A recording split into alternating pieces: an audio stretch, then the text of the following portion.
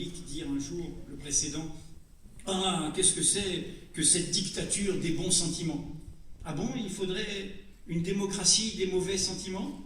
Avoir plaisir à se haïr, à avoir peur, à se détester les uns les autres?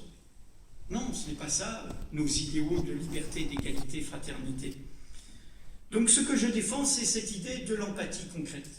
De prendre conscience, que vous preniez conscience, à échelle d'humanité concrète, combien il y a une immense violence dans ces mots qui ont fini aussi par se traduire en actes. La discrimination au faciès dans les contrôles d'identité des jeunes des quartiers populaires, la discrimination à l'embauche, sur l'apparence, sur la religion, sur le nom, la discrimination, hélas, selon moi, inscrite dans la loi, qui est fait que des jeunes filles, parce qu'elles portaient un foulard, ne peuvent plus se mêler à l'école publique et doivent aller dans des établissements privés, du coup confessionnels, comme le premier lycée privé musulman, le lycée Averroès, qui s'est créé à l'initiative d'un inspecteur d'académie qui voyait les meilleurs élèves des lycées des quartiers ouvriers de Lille et Roubaix être exclus, les meilleurs élèves, et qui a dit à des musulmans, eh bien, écoutez, faites comme l'enseignement catholique. Et ce lycée a 100% de réussite au baccalauréat. Et c'est un lycée mixte, et c'est un lycée de jeunes, comme tous les jeunes, et où elles peuvent être avec un foulard et être féministes. Oui, c'est le seul lycée où j'ai découvert des élèves de seconde, de première et de terminale qui d'eux-mêmes étaient abonnés à Mediapart. Et je continue parce que ça c'est la loi de 2004, mais vous savez qu'il y a une circulaire qui n'est toujours pas abrogée de 2011, où un pas a été franchi. Et selon les échéances électorales à venir, ce pas, il peut continuer à être franchi si nous n'y prenons garde. Dans tout notre espace public, les mamans, qui quand elles veulent accompagner des enfants à l'école maternelle, à l'école primaire, selon le choix des directeurs d'école, des directrices d'école, ou des instituteurs ou des institutrices, si elles ont un foulard, sont exclues de ces sorties scolaires, qui sont dans l'espace public. Et donc, je dis juste que l'empathie, c'est de comprendre à échelle d'humanité concrète ce que ça signifie.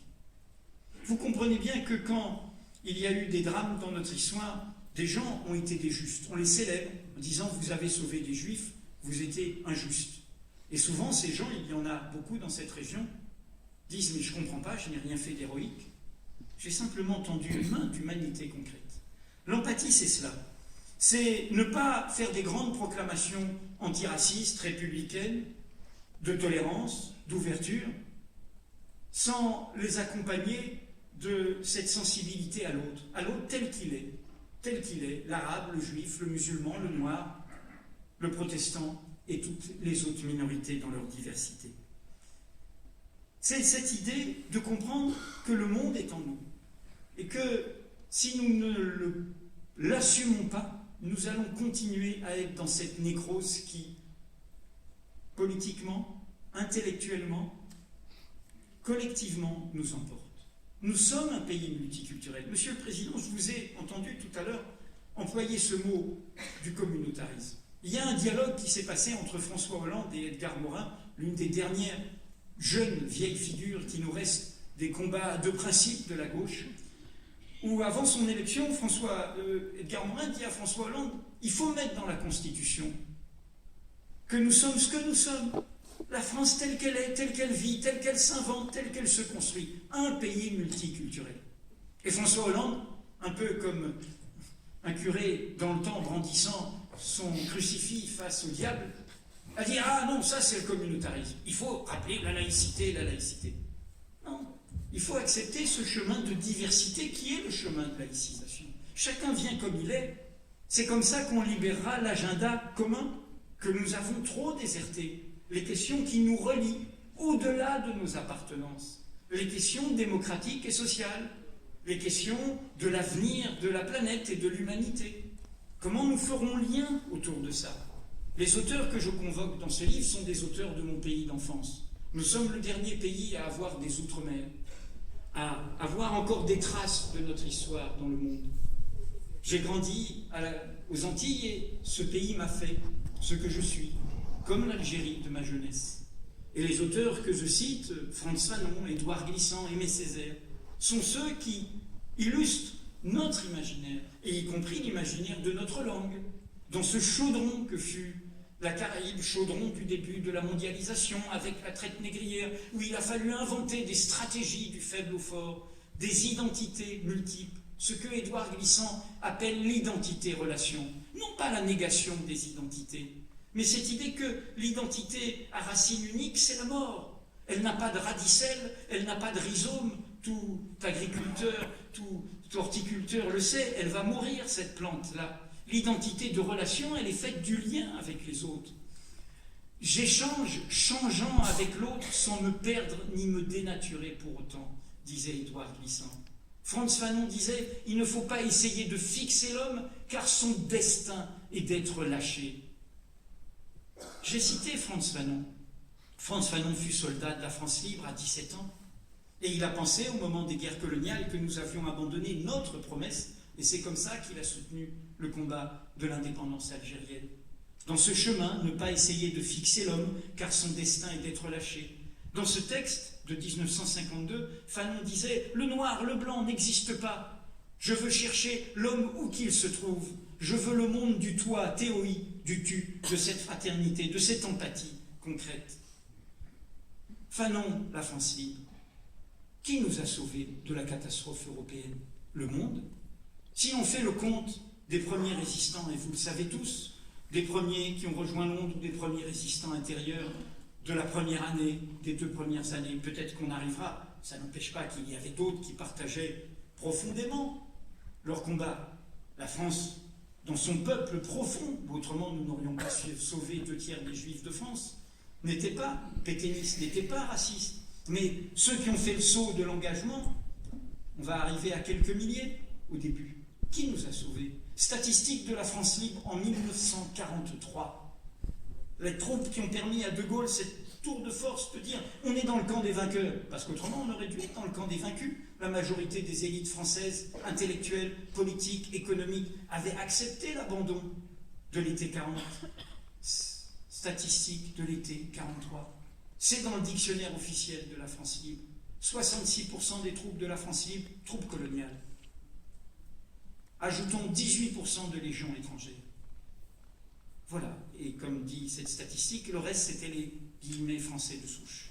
C'est le monde qui nous a sauvés. Et vous le savez ici, je le rappelle parce que à Paris, je le dis toujours, qui a libéré Paris? La Nouévé.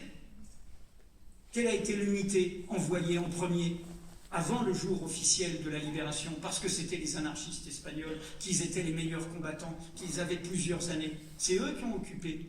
Et vous savez tous que dans la résistance intérieure, le monde était là aussi. Donc nous avons une dette à l'égard du monde, car le monde est en nous, il est notre peuple. Et si nous ne libérons pas cette énergie, nous allons nous-mêmes nous replier. Et nous allons nous replier vers ce piège qui était la mise en garde du moment où s'est inventée notre modernité, la Renaissance, qui va donner les Lumières, qui va donner les idéaux démocratiques. Ce moment qui ressemble au nôtre, qui était aussi un moment de guerre de religion, mais où des hommes se sont levés.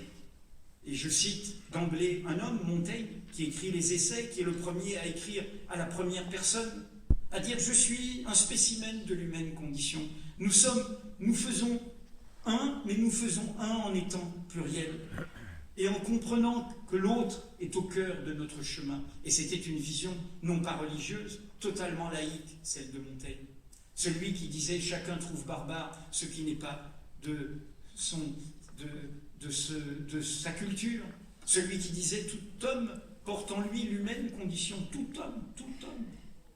Et quand il écrit ce livre, Les Essais, Montaigne, il l'écrit pour se consoler de la perte d'un ami, Étienne de la Boétie. Il veut amener ce livre dans les Essais. Vous le connaissez, c'est de la servitude volontaire, le traité de la servitude volontaire. Or, comment ce texte subversif qui s'adressait à nous, en disant « Mais tout ça, c'est de votre faute, c'est vous qui acceptez qu'un seul dirige à votre place, qui acceptez ce verticalisme, qui acceptez cette uniformité, qui n'êtes pas au rendez-vous de votre liberté. » Quand ce manifeste formidable du traité de la servitude volontaire a continué à se diffuser avant de réapparaître réellement en pleine lumière au XIXe siècle dans le surgissement de la question sociale et de la naissance du mouvement socialiste. Vous savez comment les minoritaires de l'époque, c'était notamment les protestants, l'ont sous-titré contre ce grand un des soumissions et des renoncements, comme si nous étions un seul bloc uniforme. Le roi, le président, le parti, la nation, la religion, la laïcité dans une version religieuse, et non pas notre pluralité, et accepter et faire vivre notre pluralité. Et quand Montaigne évoque ce livre, il dit à un moment, c'est sans doute en lisant chez Plutarque, qu'une peuplade était entrée en servitude éternelle parce qu'elle ne savait pas dire une syllabe qui est non, qui a donné à Étienne de la Boétie son impulsion pour écrire son traité de la servitude volontaire.